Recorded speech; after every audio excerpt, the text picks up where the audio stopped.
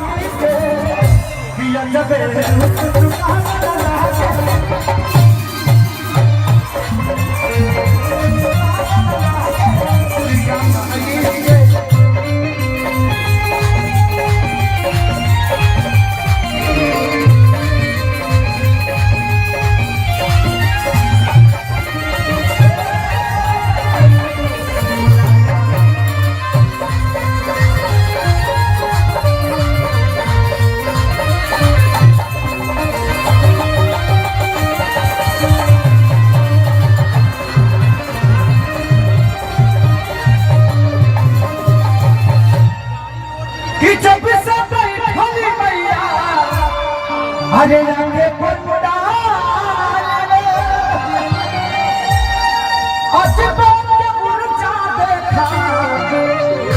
अरे बाटे प्यार ना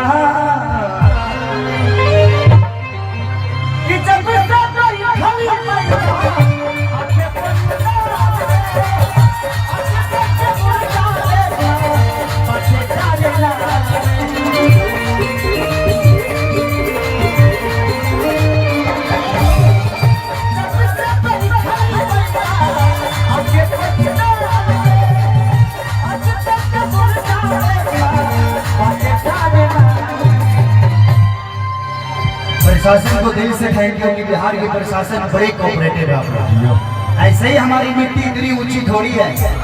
बिहार अगर मिट्टी ऊंची नहीं होती तो जाकर बिग बॉस में खूंटा खेसरिया नहीं गाड़ता। सलमान खान, मैं जब बृहस्पतिवार को निकला तो सलमान खान शुक्रवार को एक शब्द बोले कि एक सज्जन आदमी इस घर से निकल गया, क्या योगदान देता, तुम कुत्ते की तरह लड़ रहे हो। ये मेरे लिए बहुत बड़ा और हमारे बिहार के लिए बहुत बड़ा मैसेज है कि हमारे बिहार यूपी के लोग किसी के माँ बहन को गाली देकर अपना नाम ऊंचा नहीं करते, और मैंने वैसा ही किया क्योंकि हमारे लिए हमारी माँ बहन हमारी घर की तुलसी होती है और उस तुलसी को खेसरिया गंदा नहीं कर सकता। ताली बजा दीजिए आप सब यार, क्योंकि हर आदमी कह रहा है कि माँ बहन की इज्जत करनी चाहिए। आज प्रियंका रेड्डी, सॉरी यार, मैं चाहूंगा कि प्रियंका रेड्डी के लिए 2 सेकंड का एक मन व्रत हम लोग रख सकते हैं क्या? जो 4 बहन हमारी रख सकते हैं, बस 2 सेकंड के लिए सारे लोग शांत हो जाएंगे, कोई हल्ला नहीं करेगा। और एक और हमारे बिहार के लिए दुख की घड़ी है आज। अलग बात है कि हम लोग आज स्टेज पे हैं, हम कलाकार हैं, हम गाने के लिए आए हैं, हमें गाना पड़ेगा, चाहे हम दुख में भी रहें, हम सुख में रहें, चाहे कहीं भी रहें, चाहे कोई भी विपत हमारे ऊपर आ जाए। लेकिन एक कलाकार ही ऐसा होता है जो उस विपत में भी दुनिया का मनोरंजन कराते रहता है, क्योंकि हम कलाकार हैं। एक दिल्ली में घटना हुई है, आजादपुर मंडी में आग लग गई है, उसमें 40 हमारे बिहार के लोगों का देहांत हो गया है। ये बड़ी दुख की बात है। और उस बिहार के लिए, उस प्रियंका रेड्डी के लिए जो बक्सर में घटना हुआ, जो मेरी बहन को जला दिया गया समस्तीपुर में, एक जगह और कहीं हुआ, तो उन चारों बहनों के लिए, उन 40 लोगों के लिए जो आज हमें छोड़कर इस दुनिया में नहीं है, मैं चाहूंगा कि 2 सेकंड के लिए उनके लिए मन व्रत हमें रखना चाहिए। अगर हम इंसान हैं तो आप लोग रखेंगे? बस 2 मिनट शांत हो जाना है, ना कोई बोलेगा ना कोई डोलेगा।